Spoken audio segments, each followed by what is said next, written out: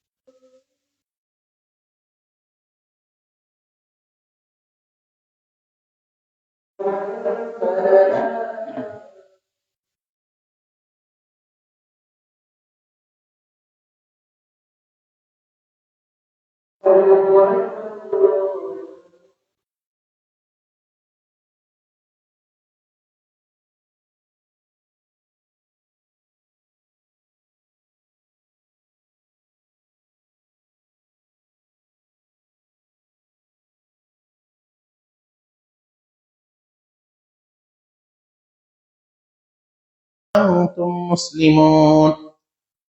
يا أيها الناس اتقوا ربكم الذي خلقكم من نفس واحدة وخلق منها زوجها وبث منهما رجالا كثيرا ونساء واتقوا الله الذي تساءلون به والأرحام إن الله كان عليكم رقيبا.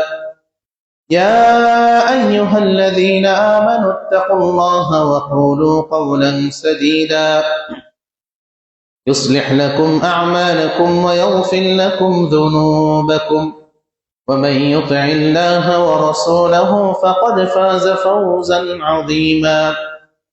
أما بعد فإن خير الحديث كتاب الله وخير الهدي هدي محمد صلى الله عليه وسلم وشر الأمور محدثاتها وكل محدثة بدعة وكل بدعة ضلالة وكل ضلالة في النار.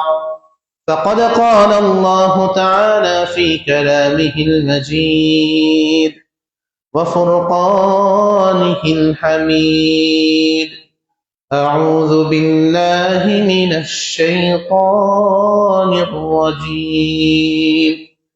بسم الله الرحمن الرحيم. يا أيها الناس إنا خلقناكم من ذكر وأنثى وجعلناكم شعوبا وقبائل لتعارفوا إن أكرمكم عند الله أتقاكم إن الله عليم خبير. وقال الله تعالى في كلامه المجيد: ومن آياته أن خلق لكم من أنفسكم أزواجا لتسكنوا إليها وجعل بينكم مودة ورحمة إن في ذلك لآيات لقوم يتفكرون। যাবতীয় তারিফ, যাবতীয় গুণগান সমস্ত প্রশংসা মহান আল্লাহ রাব্বুল আলামিনের জন্য, যিনি আমাদেরকে অনুগ্রহ করেছেন, তৌফিক দিয়েছেন আজকের এই জুমার দিনে যথাসময়ে মসজিদে উপস্থিত হওয়া। অনেক মানুষ আছে যাদের প্রবল ইচ্ছা থাকা সত্ত্বেও তারা মসজিদে যথাসময়ে উপস্থিত হতে পারছে না।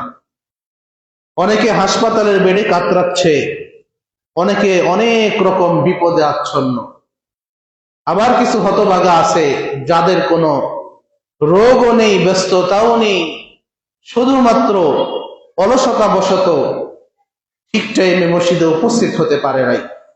আল্লাহ রাব্বুল আলামিন তাদের থেকে আমাদেরকে মুক্ত করেছেন এবং যথাসময়ে মসজিদে উপস্থিত হওয়ার তৌফিক দান করেছেন। সেই মহান রব্বুল আলামিনের দরবারে শুকরিয়া আদায় করে সকলে বলে আলহামদুলিল্লাহ। এই জুমার সালাত, জুমার খুতবা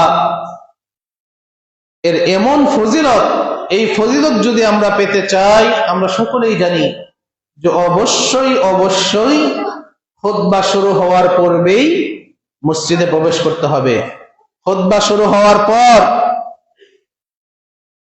যারাই মসজিদে প্রবেশ করতেছে, কারণ আমি এই জুমার ফজিলতের খাতায় আর লিপিবদ্ধ হবে না, তারা হচ্ছে কি হতভাগা।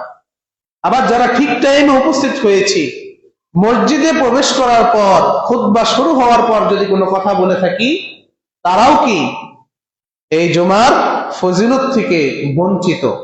এজন্য সকলকে দৃষ্টি আকর্ষণ করবো যে আমরা কোনো প্রকার কথা বলবো না। অনেকেই কোনো পিচ্চি, কোনো ছোট বাচ্চা পাশে বসলে তাকে এটা সেটা জিজ্ঞেস করি খুতবার টাইমে, এটা অবদ অভ্যাস। এই অভ্যাস দূর করতে হবে। জুমার টাইমে নামাজের ভিতরে যেমন কোনো কথা বলা যাবে না, খুতবা চলাকালীনও কোনো প্রকার কথা বলা যাবে না। এগুলো থেকে বিরত থাকতে হবে।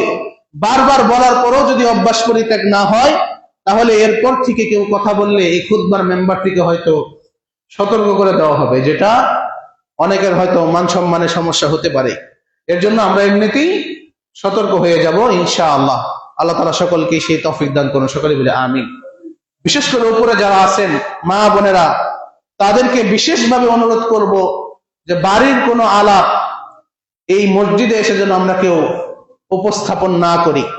আমাদের একে অন্যের সাথে দেখা হয় না, মসজিদে এসে দেখা হয়েছে বিদায়ী যে আমরা বিভিন্ন আলাপচারিতায় লিপ্ত হব, এটা যেন না হয়। অনেকেই কমপ্লেন করেছেন, অভিযোগ দিয়েছেন যে খুতবার কিছুই উপরে শোনা যায় না, অনেকেই গল্প করে।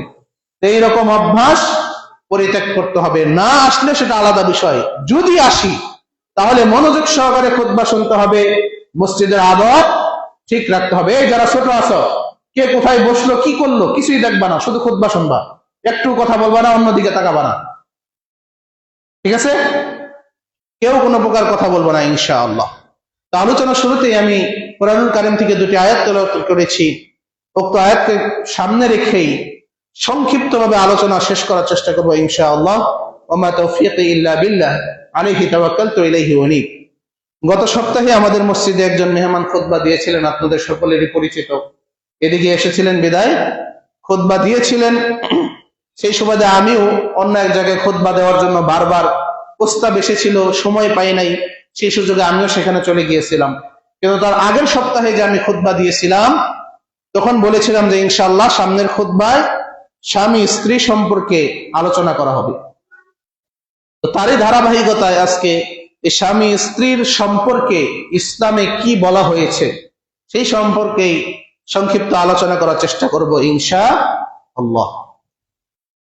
সর্বপ্রথমেই আমরা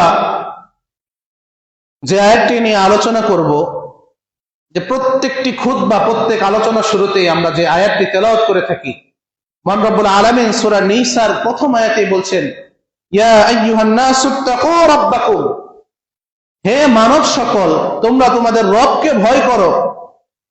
আল্লাযী খালাকাকুম মিন নাফসিন ওয়াহিদা, যিনি তোমাদেরকে সৃষ্টি করেছেন একটি মাত্র নাফস, একটি মাত্র আত্মা থেকে।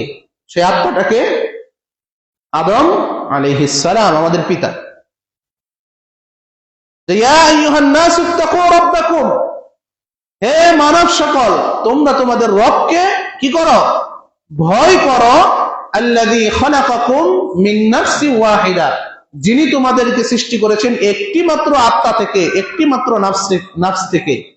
ওয়া খালাকা মিনহা যাওজাহা, এবং সেটা থেকে সৃষ্টি করেছেন তার স্ত্রীকে, তার সাথীকে। কাকে? হাওয়া আলাইহিস সালামকে।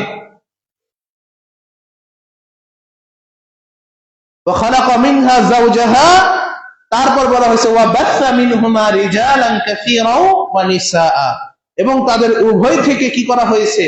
অসংখ্য নারী পুরুষ সৃষ্টি করা হয়েছে, যেমন আমরা। তাহলে আমরা সকলেই কাদের থেকে এসেছি? আদম এবং হাওয়া, এই দুইজন থেকে আমাদের সকলকেই আল্লাহ রাব্বুল আলামিন সৃষ্টি করেছেন। অনুরূপভাবে সূরা হুজুরাতের মধ্যেও 14 নম্বর আয়াতে আল্লাহ রাব্বুল আলামিন বলেন, ইয়া আইয়ুহান নাস, হে মানব সকল, ইন্না খালাকনাকুম মিন যাকারিন ওয়া উনসা, নিশ্চয়ই আমি তোমাদেরকে সৃষ্টি করেছি মিন যাকারিন ওয়া উনসা, একটি পুরুষ এবং একটি নারী থেকে। ওয়াজআলনাকুম শুউবান ওয়া ক্বাবাইলা লিতাআরাফু, এবং তোমাদেরকে বিভিন্ন জাতিতে বিভক্ত করে দিয়েছি যাতে তোমরা পরস্পর পরিচিত হতে পারো। আল্লাহ রাব্বুল আলামিনই আমাদেরকে কি করেছেন? বিভিন্ন জাতিতে বিভক্ত করেছেন। কে বিভক্ত করেছেন? আল্লাহ তাআলা। কেউ আছে আফ্রিকান, কেউ আফগানিস্তান, কেউ আছে খান বংশ, কেউ মিয়া বংশ, কেউ খন্দকার বংশ, বিভিন্ন বংশ, বিভিন্ন জাতিতে আল্লাহ রাব্বুল আলামিন আমাদেরকে কি করে দিয়েছেন? বিভক্ত করে দিয়েছেন। কি জন্য? যাতে আমরা হিংসা বিদ্বেষ করতে পারি, এই জাতি ওই জাতির সাথে লড়াই করতে পারি। এই জন্য যে আমরা অমুক বংশ, আমরা ওই বংশের সাথে কি করব? ঝগড়া করব। যেমন জোলা নাম শুনলে আমরা, আমাদের মনে একটা মানে নিচু মন মানসিকতা চলে আসে যে জোলা বংশে কি করা যাবে না? মেয়ে বিয়ে দেওয়া যাবে না। কিন্তু এই জাত, এই বিভেদটা কে তৈরি করছেন? এই জাতে জাতে বিভক্তিটা আল্লাহ রাব্বুল আলামিন তৈরি করেছেন। কি জন্য? লিতাআরাফু, যাতে তোমরা পরিচিত হতে পারো। এই জন্য, অর্থাৎ আমি এক বংশ, আপনি আরেক বংশ, আমি এক জাতি, আপনি আরেক জাতি, আমি আর আপনি পরিচিত হব, আমাদের মধ্যে সুসম্পর্ক তৈরি হবে। এর জন্য আল্লাহ রাব্বুল আলামিন বিভক্ত করেছেন। কিন্তু আমরা কি এই বংশ ওই বংশকে দেখতে পারি না, এই বংশ আরেক বংশকে দেখতে পারি না, এরকম বিভিন্ন সমস্যা আমাদের মাঝে রয়েছে। যাই হোক, এই বংশ ভেদাভেদ নিয়ে পরবর্তীতে যদি আল্লাহ রাব্বুল আলামিন তৌফিক দান করেন বিস্তারিত আলোচনা করব ইনশাআল্লাহ। তো আল্লাহ রাব্বুল আলামিন আমাদেরকে বিভিন্ন জাতিতে বিভক্ত করে দিয়েছেন লিতাআরাফু, যাতে আমরা পরস্পর পরিচিত হতে পারি। আর ইন্না আকরামাকুম ইনদাল্লাহি আতকাকুম, নিশ্চয়ই তোমাদের মধ্যে সর্বোত্তম সেই, ইনদাল্লাহি আতকাকুম, আল্লাহ রাব্বুল আলামিনের কাছে সেই সর্বোত্তম যে বেশি তাকওয়া অবলম্বন করে, যে বেশি তাকওয়াবান সেই সর্বোত্তম। ইন্নাল্লাহা আলিমুন খাবীর, নিশ্চয় আল্লাহ তাআলা সবথেকে বেশি জ্ঞানী এবং সবথেকে বেশি জ্ঞাত, সবথেকে বেশি তিনি জানেন, সব খবরই তার কাছে আছে। তাহলে আমরা বুঝতে পারলাম আমরা সকলেই কোথা থেকে এসেছি? আদম এবং হাওয়া, এই দুইজন থেকে আল্লাহ রাব্বুল আলামিন আমাদেরকে এনেছেন। একজন পুরুষ এবং একজন নারী থেকে আল্লাহ রাব্বুল আলামিন আমাদেরকে সৃষ্টি করেছেন। সেখান থেকে আমাদের বংশ বিস্তার হয়েছে। এখন আসছি যে আল্লাহ রাব্বুল আলামিন এই স্বামী স্ত্রী সম্পর্কে খুব সুন্দরভাবে একটি আয়াত বর্ণনা করেছেন। আল্লাহ তাআলা বলছেন ওয়ামিন আয়াতিহি, সূরা রুমের মধ্যে আছে আয়াতটি। আল্লাহ রাব্বুল আলামিন বলছেন ওয়ামিন আয়াতিহি আন খালাকা লাকুম মিন আনফুসিকুম আজওয়াজা, যে আল্লাহ তাআলার যে নিদর্শন গুলো আছে তার মধ্যে অন্যতম একটি নিদর্শন এই যে তিনি তোমাদের মধ্যে থেকেই তোমাদের সঙ্গী তৈরি করেছেন। আন খালাকা লাকুম মিন আনফুসিকুম আজওয়াজা, তোমাদের মধ্য থেকেই তোমাদের সঙ্গী আল্লাহ রাব্বুল আলামিন নির্ধারণ করেছেন। অর্থাৎ আমরা মানুষ, আমাদের সঙ্গীও কি মানুষই, আমাদের মধ্য থেকে আমাদের সঙ্গী দেওয়া হয়েছে, আমাদের জোড়া আল্লাহ রাব্বুল আলামিন তৈরি করেছেন। এমন না যে আমার জোড়া একজন অন্য কোন প্রাণী, একজন মানুষ তার জোড়া হচ্ছে একটা গরু অথবা একটা মহিষ, একটা হাতি, একটা বানর, এরকম ভাবে আল্লাহ রাব্বুল আলামিন তৈরি করেন নাই। একজন পুরুষ তার জোড়া কি একজন নারী, নারীটা কি জাত? মানুষ। এই একই জাতি থেকে আল্লাহ রাব্বুল আলামিন তার জোড়া সৃষ্টি করেছেন। যদি অন্য জাতির মধ্যে জোড়া থাকতো তাহলে অবস্থাটা কি হতো চিন্তা করেন তো। যে মানুষ হয়ে যদি অন্য প্রাণীকে বিবাহ করতে হতো তাহলে কি দুনিয়ার ভারসাম্য কিছু থাকতো? থাকতো না। এর জন্য আল্লাহ তাআলা বলছেন ওয়ামিন আয়াতিহি আন খালাকা লাকুম মিন আনফুসিকুম আজওয়াজা, যে আল্লাহ তাআলার অন্যতম একটি নিদর্শন এই যে আন খালাকা লাকুম মিন আনফুসিকুম আজওয়াজা, তিনি তোমাদের মধ্যে থেকে তোমাদের জোড়া সৃষ্টি করেছেন, লিতাসকুনু ইলাইহা, যাতে তোমরা তাদের কাছে কি করো? পরিতৃপ্ত হতে পারো, শান্তি লাভ করতে পারো। ওয়াজআলা বাইনাকুম মাওয়াদ্দাতাও ওয়া রাহমা, এবং তোমাদের মধ্যে তিনি সৃষ্টি করে দিয়েছেন কি? মাওয়াদ্দা। মাওয়াদ্দা মানে হচ্ছে হুব্বুন, যেটাকে আরবিতে বলা হয় ভালোবাসা। এই ভালোবাসাটা আল্লাহ রাব্বুল আলামিন তৈরি করে দিয়েছেন। ওয়া রাহমা, এবং দয়া, মায়া, এটা কি আল্লাহ রাব্বুল আলামিন তৈরি করে দিয়েছেন।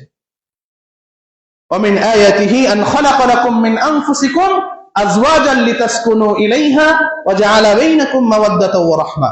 আল্লাহ তাআলার নিদর্শনের মধ্যে অন্যতম একটি নিদর্শন, তিনি তোমাদের মধ্যে থেকে তোমাদের স্ত্রীদের, তোমাদের জোড়া সৃষ্টি করেছেন, যাতে তাদের কাছে গিয়ে তোমরা প্রশান্তি লাভ করতে পারো। এবং তোমাদের মধ্যে কি তৈরি করে দিয়েছেন? মাওয়াদ্দাতাও ওয়া রাহমা, ভালোবাসা এবং দয়া, মায়া তিনি সৃষ্টি করে দিয়েছেন। এটা শুধু স্বামী স্ত্রীর ক্ষেত্রে। স্বামী স্ত্রী ছাড়া এটা আল্লাহ রাব্বুল আলামিন তৈরি করেন না। এমনিতেও তো দেখে অনেক মেয়েকে ভালোবাসে, অনেক মেয়ের অনেক ছেলেকে ভালোবাসে, যেটাকে অবৈধ সম্পর্ক বলা হয়, রিলেশনশিপ। সেখানেও কিন্তু অনেক কিছু ঘটে, তারা অবৈধভাবে অনেক কিছু করে, কিন্তু সেখানে অন্তরের প্রশান্তি তারা লাভ করতে পারে না। অন্তরের প্রশান্তি আছে। একজন আরেকজনকে ভালোবাসে, অনেক সময় খবর পাওয়া যায় কি, যে একদিন ফোনে খোঁজ খবর নেয় নাই, পরের দিনই আত্মহত্যা করেছে। এরকম খবর আছে না? অথবা একজন আরেকজনকে একটু বকাঝকা করেছে, রাগ করেছে, পরের দিনে আত্মহত্যা করেছে। এগুলো আছে না নাই? তো এগুলো কি প্রকৃত ভালোবাসা? না। এগুলো হচ্ছে কি শুধু শারীরিক আকর্ষণ, শারীরিক চাহিদা মেটানোর যে আকর্ষণ, সেগুলোর নাম হচ্ছে অবৈধ সম্পর্ক। শুধুমাত্র শারীরিক চাহিদার উপর ভিত্তি করে তৈরি হয়। কিন্তু স্বামী স্ত্রীর সম্পর্ক কি? লিতাসকুনু ইলাইহা, আল্লাহ তাআলা বলছেন যাদের কাছে তোমরা কি করতে পারবা? প্রশান্তি লাভ করতে পারবা। একজন স্বামী একজন স্ত্রীর কাছে কি লাভ করবে? প্রশান্তি লাভ করবে। শারীরিক সম্পর্ক, তারপরে অন্যান্য ভালোবাসা সব পরে, আগে কি? অন্তরের প্রশান্তি। আমার স্ত্রীর কাছে যদি আমি অন্তরে প্রশান্তি অনুভব না করি, তাহলে সেই স্ত্রীর দ্বারা কি আমার সংসার সুখের হবে? অন্য দিক দিয়ে সে যতই ভালো হোক, যত ভালো রান্না করুক, যত বেশি খেদমত করুক, যাই করুক না কেন, অন্তরের প্রশান্তিটাই হচ্ছে আসল। যেটা কার পক্ষ থেকে আসে? আল্লাহ তাআলার পক্ষ থেকে আসে। এই জন্য স্ত্রী নির্বাচনের সময় আমাদের কি করতে হবে? সব থেকে বেশি গুরুত্ব দিতে হবে দিনদারিতা। যেমন ভাবে সৌন্দর্য দেখার কথা বলা হয়েছে হাদিসে, সম্পদ দেখার কথা বলা হয়েছে, কিন্তু সব থেকে বেশি গুরুত্ব দেওয়ার কথা হয়েছে কিসে? তার দিনদারিতা। সে কেমন আল্লাহ রাব্বুল আলামিনের কথা মান্য করে, কতটা রাসূলের কথা মান্য করে, এটা সব থেকে বেশি গুরুত্ব দিতে হবে। এটা যদি গুরুত্ব দিতে না পারি, তাহলে কি ওই বিবাহের পরেও অন্তরের প্রশান্তি আর তেমন একটা আসতে চাইবে না। যদিও সম্পদ কম থাকে, তারপরে অনেকে সাংসারিক জীবনে অনেক প্রশান্তি লাভ করে। আবার অনেকের অনেক ধন সম্পদ থাকার পরেও সাংসারিক জীবনে অশান্তি। কোটি কোটি টাকার মালিক, কিন্তু স্বামী স্ত্রী এক বিছানায় শুতে পারে না। আছে না এরকম? এইরকম। এর জন্য জীবনের সকল ক্ষেত্রে আল্লাহ রাব্বুল আলামিনের বিধানকে গুরুত্ব দিতে হবে। আল্লাহ তাআলা বলেন লিতাসকুনু ইলাইহা ওয়া জাআলা বাইনাকুম মাওয়াদ্দাতা ওয়া রাহমা ইন্না ফি যালিকা লাআয়াতিন লিকাওমি ইয়াতাফাক্কারুন। নিশ্চয় এর মধ্যে নিদর্শন রয়েছে সেই জাতির জন্য, যে জাতি চিন্তাশীল, যে জাতি গবেষণা করে তাদের জন্য। এই জন্য আমরা যারা পুরুষ আছি, আমাদেরও চিন্তা করতে হবে যে আল্লাহ রাব্বুল আলামিন আমাদেরকে আমাদের স্ত্রীদের আমাদের জাতি থেকে সৃষ্টি করেছেন আমাদের কি জন্য? আমরা যেন তাদের কাছে প্রশান্তি লাভ করতে পারি। এবং আমাদের মধ্যে কি থাকতে হবে? স্বামী স্ত্রীর মধ্যে ভালোবাসা এবং দয়া, এই দুইটা জিনিস যদি না থাকে এবং প্রশান্তি যদি না থাকে, তাহলে বুঝতে হবে যে আমাদের এই জোড়াটা সঠিক পথের উপরে নাই। হয় আমার মধ্যে কোনো ত্রুটি আছে, নয় আমার স্ত্রীর মধ্যে কোনো ত্রুটি আছে। কি ত্রুটি আছে সেটা খুঁজে বের করতে হবে। দুইজনকেই কি করতে হবে? ইসলামের বিধান ভালোভাবে মেনে চলতে হবে, হালাল হারাম মানতে হবে। আজকে আমরা যারা বিবাহ করেছি, আমাদের স্ত্রীরা বেগানা পুরুষের সাথে কথা বলতেছে, রাস্তাঘাটে কি বেপরদা ভাবে চলতেছে। একজন নারী, আল্লাহ রাব্বুল আলামিন একজন নারীকে কখনোই একা ছেড়ে দেন নাই। নারী নেতৃত্ব হারাম করা হয়েছে, জানি তো আমরা। কারণ নারীদেরকে সবসময় শয়তান বেশি ভুল পথে চালানোর চেষ্টা করে। এই জন্য নারীদেরকে কখনোই আল্লাহ রাব্বুল আলামিন একা ছেড়ে দেন নাই। জন্মের পর থেকে নারী তার বাবার অধীনে থাকবে। কার অধীনে? বাবার অধীনে। বাবা যদি না থাকে তার চাচার অধীনে সে থাকবে। সে স্বাধীনভাবে নিজের ইচ্ছা মতো কখনো চলতে পারবে না। চাচা না থাকলে তার বড় ভাইয়ের অধীনে সে থাকবে। বিবাহের পর স্বামীর অধীনে থাকবে। তারপর যদি স্বামী না থাকে, তার সন্তান থাকলে ছেলে সন্তানের অধীনে তার থাকতে হবে। ছেলে সন্তানই মায়ের গার্জেন হবে। তবু মা কি, মহিলা নারী কখনো গার্ডিয়ান ছাড়া, অভিভাবক ছাড়া কখনো চলবে না। এটাই ইসলামের বিধান। যখনই কোনো মহিলা অভিভাবক ছাড়া নিজের ইচ্ছা মতো চলবে, তখনই দেখবেন আস্তে আস্তে সে ভ্রষ্টতার দিকে চলে যাচ্ছে এবং এমন এমন কার্যক্রম করছে যেটা সামাজিক ভাবেও গ্রহণযোগ্য না, ধর্মীয় ভাবেও গ্রহণযোগ্য না। এটা আমাদের মা বোনদের ভালোভাবে মাথায় রাখতে হবে। কখনো নিজেকে বেশি পণ্ডিত মনে করা যাবে না।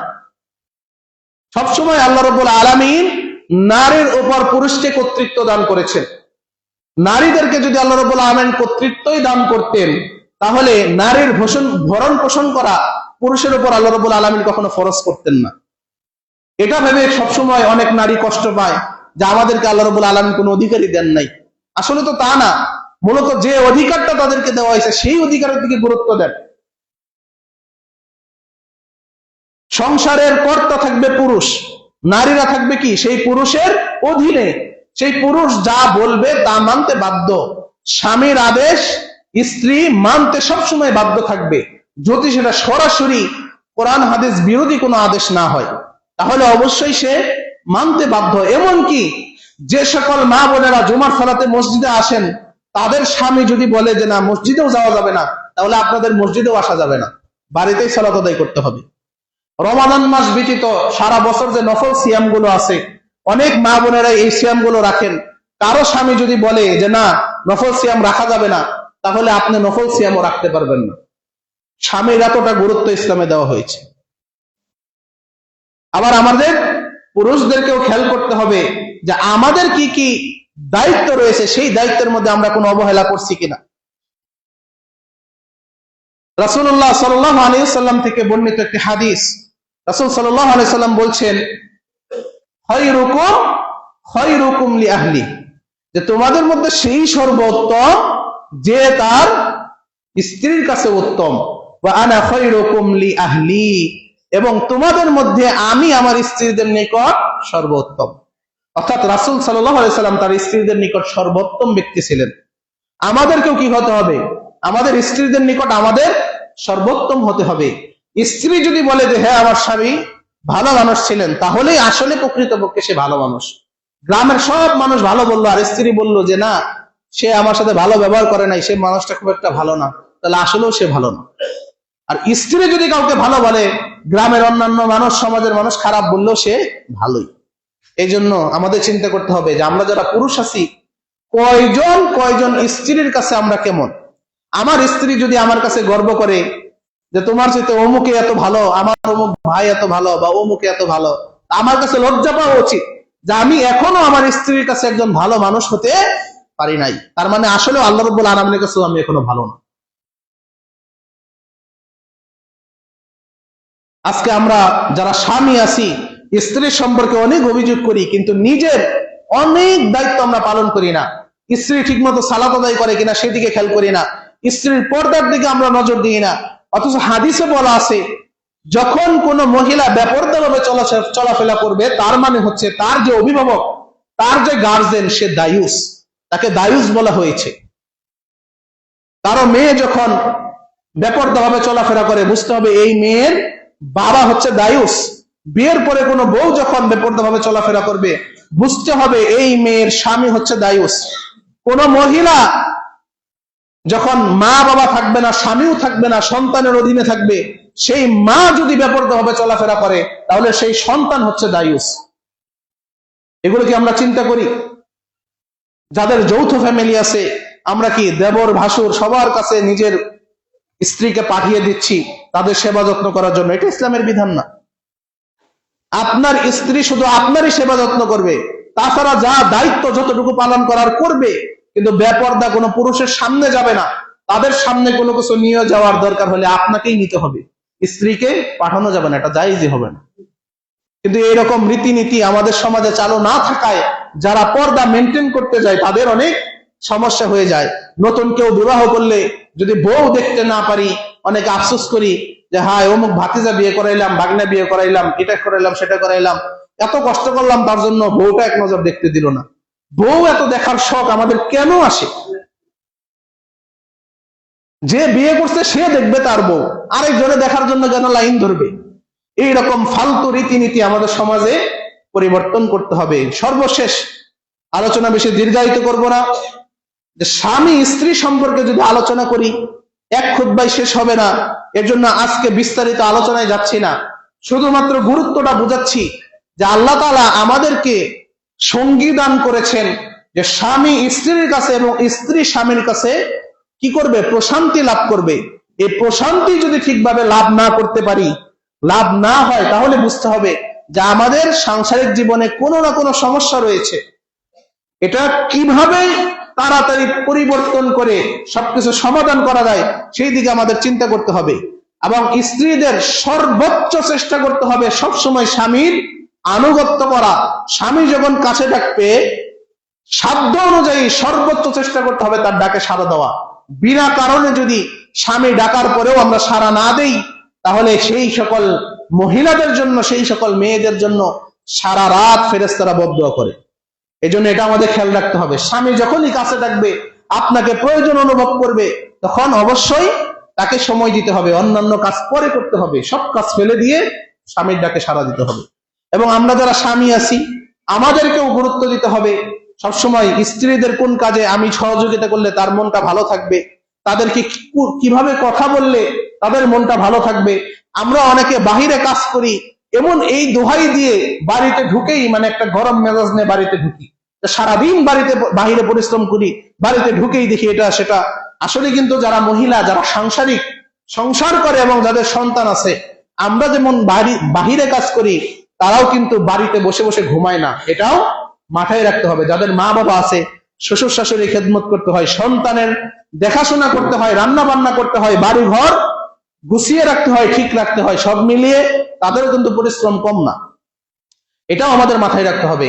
স্ত্রীরাও সর্বোচ্চ চেষ্টা করবে যে স্বামী যখন বাহিরে থেকে ঘরে আসবে, কিভাবে তাকে সমাদর করে তাড়াতাড়ি তাকে খুশি করা যায়। এবং স্বামীও চিন্তা করবে যে বাড়িতে গিয়ে যদি দেখি স্ত্রীর কোনো কাজ এখনো শেষ হয় নাই, করতেছে, সেই কাজে কিভাবে হেল্প করা যায়। এইরকম মন মানসিকতা যদি আমাদের মধ্যে তৈরি না হয়, তাহলে পরস্পরের কাছে গিয়ে কখনো প্রশান্তি পাবো না। প্রশান্তি তখনই আসবে যখন একজন আরেকজনকে গুরুত্ব দিবেন। মাওয়াদ্দাতা ওয়া রাহমা, আল্লাহ তাআলা যে বলছেন যে ভালোবাসা এবং দয়া একজনের প্রতি আরেকজনের যদি তৈরি না হয়, তাহলে এই প্রশান্তি আমরা কখনোই পাবো না। প্রশান্তি যদি শুধু শারীরিক চাহিদার মধ্যেই থাকতো, তাহলে অনেক পতিতালয়ে অনেকেই যায়, তারা কিন্তু খুব একটা শান্তিতে না, মানসিক পেরেশানির মধ্যে কিন্তু থাকে। ওই পতিতালয়ে গেলেও কি মানসিক প্রশান্তি যদি মানুষ লাভ করতে পারতো, তাহলে আর টাকা পয়সা খরচ করে কেউ বিবাহ করতো না। তারপরে কি বিশ্ববিদ্যালয়, কলেজ থেকে শুরু করে বিভিন্ন জায়গায় বেহায়াপনা, নোংরামি আছে, কিন্তু ওগুলোর মধ্যে অন্তরের প্রশান্তিটা নাই। অন্তরের প্রশান্তি কেন নাই? সেখানে মাওয়াদ্দাতা ওয়া রাহমা এগুলো নাই, পরস্পরের প্রতি দয়া ভালোবাসা এগুলো নাই। শুধু আছে কি শারীরিক চাহিদা, কিভাবে আকাঙ্ক্ষা মেটানো যায় সেটাই, চোখে দেখে শুধু ভালো লাগে, এটার উপর লক্ষ্য করেই অনেকে অনেক রকম হারাম সম্পর্কে জড়িয়ে যাচ্ছে, কিন্তু সেখানে অন্তরের প্রশান্তি নাই। অন্তরের প্রশান্তির জন্য সব থেকে বড় দুইটা জিনিস, এটা আমরা অবশ্যই খেয়াল রাখবো আজকে থেকে, এটা বাড়িতে যাওয়ার পর থেকে এটা খেয়াল রাখবো যে মাওয়াদ্দাতা ওয়া রাহমা, আমাদের মধ্যে ভালোবাসা এবং দয়াটা আছে কিনা। আমার স্ত্রী কষ্ট করতেছে, এর জন্য আমার খারাপ লাগে কিনা, মায়া লাগে কিনা। যদি মায়া না লাগে, তাহলে বুঝতে হবে যে আমার অন্তরটা পরিবর্তন করতে হবে, আমার মন পরিবর্তন করতে হবে। আবার স্বামী এত কষ্ট করে আয় রোজগার করে, স্ত্রী সন্তানের ভরণ পোষণ করে, এর জন্য স্ত্রীরও মায়া থাকতে হবে যে না, তিনি আমাদের জন্য অনেক কষ্ট করেন। এই রকম যদি না হয়, আর যদি মনে মনে মুখে মুখে এরকম বলি যে এইটুকু সবাই করে, আমি দেখে তোমার সংসার করতেছি, এরকম মনোভাব থাকলে কখনো অন্তরের প্রশান্তি আসবে না। আবার স্ত্রী এত কষ্ট করে রান্না বান্না করে, সন্তানের ভরণ পোষণ করে, আমিও বাড়িতে গিয়ে যদি বলি যে এইটুকু না করলে কি সংসার হয়, এটুকু তো সবাই করে, এইভাবে যদি আমার মনের ভাব প্রকাশ করি, তাহলে তিনিও আমার প্রতি কি হবে না, সন্তুষ্ট হবে না, অন্তরের ভালোবাসা সৃষ্টি হবে না। বরং তার প্রতি কৃতজ্ঞ থাকতে হবে, স্ত্রীর প্রতিও কৃতজ্ঞ থাকতে হবে, স্ত্রীরও স্বামীর প্রতি কৃতজ্ঞ থাকতে হবে। সবসময় সুনাম করতে হবে যে আমার জন্য কত কষ্ট করে, এরকম তাকে শুনিয়ে শুনিয়ে বিভিন্নভাবে অন্তর থেকে, শুধু মুখে বাণী শুনিয়ে লাভ হবে না। এজন্য পরস্পরের প্রতি ভালোবাসা এবং রহমত আছে কিনা সেটা কিন্তু নিজে অনুধাবন করলেই বোঝা যায়। যাদের নাই তাদের এটা তাড়াতাড়ি নিজেদের মধ্যে পরস্পরের ভালোবাসা এবং দয়া সৃষ্টি করতে হবে। আল্লাহ তাআলা আমাদের সকলকে সেই তৌফিক দান করুন, আমিন। আল্লাহ রাব্বুল আলামিন জীবনের সকল ক্ষেত্রে কোরআন এবং হাদিস মোতাবেক ইসলামের সকল বিধান আমাদেরকে মেনে চলার তৌফিক দান করুন, আমিন। আমাদের জীবনে যত ভুল ত্রুটি আছে আল্লাহ রাব্বুল আলামিন যেন সেগুলো ক্ষমা করেন। আমরা যত ইসলামের বিপরীত পথে আমরা চলি, সেই পথ থেকে যেন আল্লাহ রাব্বুল আলামিন আমাদেরকে ফিরে আসার তৌফিক দান করেন, সকলে বলে আমিন। আল্লাহ রাব্বুল আলামিন আমাদের জীবনের সকল ক্ষেত্রে যেন প্রশান্তি দান করেন, সকলে বলে আমিন। আমি যে আলোচনা করলাম, যদি কোনো ভুল ত্রুটি হয়ে থাকে আল্লাহ রাব্বুল আলামিন ক্ষমা করুন। আর আলোচনা থেকে যা শিখতে পারলাম আল্লাহ তাআলা আমাদেরকে মেনে চলার তৌফিক দান করুন, আমিন। আকুলু কাওলি হাদা ওয়াস্তাগফিরুল্লাহ লি ওয়া লাকুম ওয়া লিসাইরিল মুসলিমিন ফাস্তাগফিরুহু ইন্নাহু হুয়াল গফুরুর রহিম।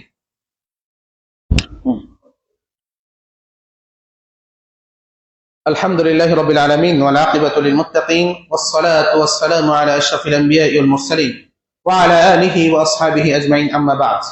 ফাকাদ ক্বালা আল্লাহু তাআলা ফি কালামিহিল মাজিদ, আউযু বিল্লাহি মিনাশ শাইতানির রাজীম, বিসমিল্লাহির রাহমানির রাহিম।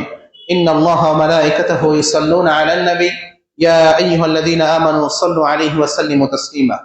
আল্লাহুম্মা সাল্লি আলা মুহাম্মাদিন ওয়া আলা আলি মুহাম্মাদ কামা সাল্লাইতা আলা ইব্রাহিম وعلى آل إبراهيم إنك حميد مجيد. اللهم بارك على محمد وعلى آل محمد كما باركت على إبراهيم وعلى آل إبراهيم إنك حميد مجيد. উপস্থিত সম্মানিত মুসল্লিবৃন্দ, এর আগেও আলোচনায় বলেছিলাম যে আমরা প্রত্যেক দিন ফজর সালাতের পর বিভিন্ন গুরুত্বপূর্ণ বিষয় নিয়ে আলোচনা করে থাকি, যেগুলো আমাদের জানা দরকার, শিখা দরকার, সেগুলো আমরা মসজিদে উপস্থাপন করি। যদিও কোনো সময় ব্যস্ততার কারণে সেটা নিয়মিত রুটিন হয় না, ইনশাল্লাহ আগামী রবিবার থেকে আবার সেটা রেগুলার আমরা চালু করব। এর জন্য আমাদের অনেকেরই সালাতের ত্রুটি আছে, নামাজের ত্রুটি আছে, আরো অনেক বিষয় আমাদের জানা দরকার। সবার আগে কি ঈমান, তারপরে কি সালাত। এই সকল বিষয় সম্পর্কে আমরা ধারাবাহিকভাবে ফজরের পর মসজিদে দার্স শুরু করব। আমাদের যাদের শিখার প্রয়োজন, আমরা যেন সকলেই ফজরের সময় মসজিদে উপস্থিত হই। আরেকটা হাদিস তো আমরা জানি, যাদের নিকট ফজরের জামাতে উপস্থিত হওয়া কষ্টকর তারা হচ্ছে কি মুনাফিক, তারা কি মুনাফিক। আর তাছাড়াও কোনো অবস্থাতেই পুরুষদের জন্য বিনা কারণে জামাত পরিত্যাগ করা বৈধ নয়। রাসূল সাল্লাল্লাহু আলাইহি সাল্লামের যে মনোভাব, যে তিনি কি বলেছিলেন, যে আমার মনে চায় আমি তাদের বাড়ি ঘর জ্বালিয়ে দিই, পুড়িয়ে দিই, যারা নামাজের টাইমেও বাড়িতে অবস্থান করে। শুধুমাত্র দেই না এই কারণে যে তাদের বাড়িতে কি আছে, মহিলারা আছে এবং ছোট ছোট সন্তান আছে, এই জন্য আমি তা করি না। যদি না থাকতো তাহলে রাসূল সাল্লাল্লাহু আলাইহি ওয়াসাল্লাম কি করতেন, যারা নামাজের টাইমে বাড়িতে অবস্থান করে তারা নামাজ পড়ুক আর না পড়ুক সেটা পরের কথা, মানে জামাত চলতেছে, সে বাড়িতে আছে, তাহলে রাসূল সাল্লাল্লাহু আলাইহি ওয়াসাল্লাম কি করতেন, তার বাড়ি পুড়িয়ে দিতেন। দেন না, শুধু সেখানে শিশু সন্তান এবং নারী আছে এই জন্য। তাহলে কত বড় একটা ধমকি। তাহলে এই অবস্থায় রাসূল সাল্লাল্লাহু আলাইহি ওয়াসাল্লামের রাগান্বিত, যাদের উপর রাসূল সাল্লাল্লাহু আলাইহি ওয়াসাল্লাম রাগান্বিত, তারা কি রাসূল সাল্লাল্লাহু আলাইহি ওয়াসাল্লামের সুপারিশ পাবে বলেন? এই জন্য আমরা যারা পুরুষ আছি অবশ্যই আমরা 5 ওয়াক্ত মসজিদে জামাতের সাথে সালাত আদায়ের চেষ্টা করবো ইনশাআল্লাহ। আল্লাহ তাআলা আমাদের সকলকে সেই তৌফিক দান করুন, আমিন। আর প্রত্যেক সপ্তাহে সোমবারে আমরা ধারাবাহিক আলোচনা করি মাগরিব থেকে এশা। কিছুদিন বন্ধ ছিল, যাই হোক সামনের সোমবার থেকে ইনশাআল্লাহ আমরা এটা আবার চালু করব। আমাদের ইসলাম সম্পর্কে অনেক জানা দরকার, প্রয়োজন। আমরা সকলেই এখানে সময় দেওয়ার চেষ্টা করবো। একদমই উপস্থিতি কম থাকে, যার কারণে মাঝে মধ্যে এটা মানে রেগুলার চালিয়ে যাওয়া অন্যরকম হয়ে যায়। এই জন্য আমাদের জন্য সেখানেও উপস্থিত থাকে। আর আমরা জানি আমাদের দেশের যে অবস্থা, আমরা বাৎসরিক মাহফিল ব্যতীত খুব একটা ইসলামী আলোচনা এই জুমার খুতবা ব্যতীত শোনার সুযোগ পাই না। এই জন্য প্রত্যেক সোমবারেই মাগরিব থেকে এসা আমাদের যাদের যত ব্যস্ততাই থাকুক সেই ব্যস্ততা থেকে মুক্ত হয়ে আমরা যেন এখানে সময় দেওয়ার চেষ্টা করি ইনশাআল্লাহ। আর যদি কেউ মনে করি যে না, এটা সোমবারে না হয়ে অন্য কোনো বারে হলে আমরা উপস্থিত থাকতে পারবো, তাহলে সেটাও আপনারা প্রস্তাব পেশ করবেন। সোমবারে না হয়ে বুধবারে হলে অথবা রবিবারে হলে, কোন বারে হলে মানে সবাই থাকতে পারবেন, এরকম একটা যদি সিদ্ধান্ত দেন তাহলে সেই বারেই করা হবে। আমরা সকলে উপস্থিত থাকার চেষ্টা করবো ইনশাআল্লাহ। আর আমরা জানি যে আজকে আমাদের মসজিদের উদ্যোগে বাৎসরিক ইসলামী মাহফিল, আমরা সকলেই আমাদের এই ইসলামী মাহফিল যেন সুন্দরভাবে সম্পন্ন হয় সর্বাত্মক সহযোগিতা করার চেষ্টা করবো ইনশাআল্লাহ। করবো তো ইনশাআল্লাহ। আর আমাদের বিজ্ঞ আলেমগণ যারা আসতেছেন তাদের আলোচনা থেকে আমরা অনেক কিছু শিখতে পারবো। মাহফিল যেমনই হোক, আলোচক হচ্ছে আসল, যে আসলে আসতেছে কি। অনেক বড় বড় মাহফিল, কিন্তু বক্তারা এসে কি করে, আবুল তাবুল ওয়াজ করে চলে যায়, কোরআনের মিথ্যা তাফসীর করে চলে যায়। ওই সকল এত বড় বড় মাহফিলে যাওয়া কোনো ফায়দা আছে? বরং মিথ্যা ভুল তাফসীর শুনে আমাদের ইমানের আরো ক্ষতি করে আমরা বাড়িতে ফিরে আসি। সেই ক্ষেত্রে কোরআন এবং বিশুদ্ধ হাদিস অনুযায়ী যারা আলোচনা করে সেই রকম আলোচকদের মাহফিল আয়োজন ছোট হোক, শ্রোতা কম হোক, তাতে সমস্যা নাই, কিন্তু আমরা যদি আসি আমরা অবশ্যই উপকৃত হতে পারবো ইনশাআল্লাহ। আর সালাতের একটা অন্যতম জিনিস যেটা আজকে আলোচনা করার প্রয়োজন বোধ করছি, যে আমরা যারা জামাতের সহিত সালাত আদায় করি, ইমাম যত রাকাত পড়ে তত রাকাতই কিন্তু পড়ি। কিন্তু কখনো যদি মসজিদে কোনো মুসাফির আসে, অর্থাৎ যে সফরে আসে, মুসাফিরের জন্য সালাতের বিধান কি? কসর করা। ফজর 2 রাকাত 2 রাকাতই থাকবে, মাগরিব 3 রাকাত 3 রাকাতই থাকবে, কিন্তু জোহর, আসর এবং এশা 4 রাকাতের জায়গায় তার জন্য বিধান কয় রাকাত? 2 রাকাত। অর্থাৎ কোন আলেম আমাদের মসজিদে আসলেন, সে মুসাফির, বিজ্ঞ আলেম। উদাহরণস্বরূপ যদি আজকেই যে এশার আগে আমাদের যদি প্রধান আলোচক চলে আসেন ডক্টর ইমাম হোসেন, তো উনি মসজিদে আসলে ওনার মতো জ্ঞানী একজন মানুষ, ওনাকে রেখে অন্যজন কিন্তু ইমামতি করা ঠিক হবে না। তো ওনাকে যদি ইমামতিতে দেওয়া হয়, উনি থাকবে কি অবস্থায়? মুসাফির অবস্থায়। উনি কয় রাকাত সালাত আদায় করবেন? 2 রাকাত। তো তিনি যদি ইমামতি করেন তাহলে 2 রাকাত সালাত আদায় করার পর তিনি কিন্তু দ্বিতীয় রাকাতের বৈঠকেই সালাম ফিরিয়ে নেবেন। তখন আমাদের করণীয় কি? আমরা যেমন সালাত যদি পুরা জামাত না পাই, যেমন 1 রাকাত 2 রাকাত পাই নাই, তাহলে এসে নামাজ ধরার পর জামাত শেষ হওয়ার পরে যেমন উঠে ওই 2 রাকাত করি, ঠিক তেমনি ভাবে কোনো মুসাফির যখন ইমামতি করবেন যে কোনো টাইমে, সে যদি সালাত কসর করে সালাম ফিরিয়ে ফেলে এবং নামাজের আগে অবশ্যই তিনি বলে নেবেন যে আমি মুসাফির, তাহলে আমরা ওইভাবে প্রস্তুতি নিয়ে নামাজে ধরাবো। যদি কোনো মুসাফির ইমামতি করেন, সে 2 রাকাত করে সালাম ফিরিয়ে নেন, তারপরে আমরা 2 রাকাত জামাত না পেলে যেভাবে আদায় করি ওইভাবে সবাই দাঁড়িয়ে নিজে নিজে বাকি 2 রাকাত আদায় করে নেব ইনশাআল্লাহ। বুঝতে পারছি সবাই? এটা একটা আহলে হাদিস মসজিদ, কোনো দিন যেন এই বিষয়ে কোনো প্রকার বিতর্ক না হয়। আজকে বললাম, আরো আগেই হয়তো বলা উচিত ছিল যে কোনো সময় আজকে মাহফিল আছে, কোনো বক্তা আসতে পারেন, অথবা মাহফিল ছাড়াও কোনো আলেম সফরে থাকা অবস্থায় এখানে যদি সালাত আদায় করতে আসেন, তাকে যদি ইমামতিতে দেওয়া হয়, তাহলে সে 2 রাকাত করে যদি সালাম ফিরিয়ে নেয়, আমরা দাঁড়িয়ে বাকি 2 রাকাত করে নিব। এটা আমরা সকলেই খেয়াল রাখবো ইনশাআল্লাহ। আর আজকের মাহফিলে আমরা যথাসাধ্য সকলেই সময় দেওয়ার চেষ্টা করব। বাৎসরিক একটা মাহফিল আমাদের সমাজে অন্যান্য ব্যস্ততা, আমরা যতটা সম্ভব অন্যান্য ব্যস্ততা থেকে নিজেকে আজকে বিরত রাখবো। আল্লাহ তাআলা সকলকে সেই তৌফিক দান করুন, আমিন।